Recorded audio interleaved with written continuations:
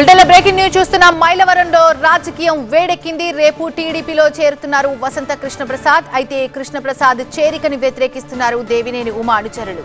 గొల్లపూడిలో దేవినేని ఉమ శంఖారావం సమావేశం నిర్వహించారు.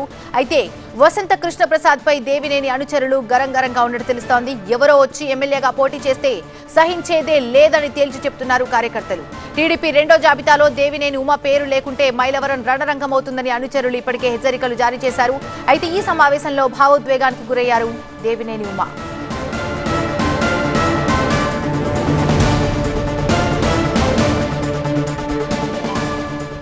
మైలవరంలో రాజకీయం వేడెక్కింది. రేపు టీడీపీలో చేరుతున్నారు వసంత కృష్ణప్రసాద్. అయితే వసంత కృష్ణప్రసాద్ చేరికని వ్యతిరేకిస్తున్నారు దేవినేని ఉమ అనుచరులు. గొల్లపూడిలో దేవినేని ఉమ శంఖారావం సమావేశం నిర్వహించారు. అయితే వసంత కృష్ణప్రసాద్ చేరికని పలువురు కార్యకర్తలు ఖండిస్తున్నారు.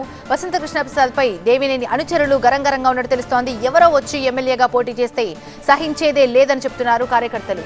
అయితే టీడీపీ రెండో జాబితాలో దేవినేని ఉమ పేరు లేకుంటే మైలవరం రణరంగమవుతుందని హెచ్చరికలు జారీ చేస్తున్నారు.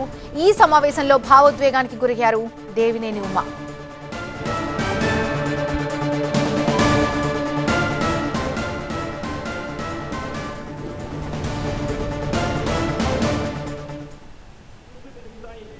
మీకోసం కష్టపడుతున్నాం కానీ ఎవరి కోసం ఎవరు వస్తే కష్టపడం.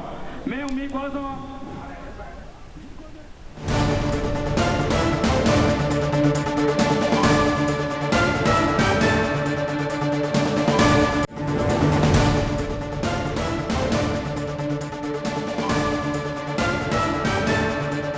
సార్ మేము చదువు ఉంది, ఉద్యోగాలు చేసుకుంటున్నాం, మాకు పిల్లలు ఉన్నారు.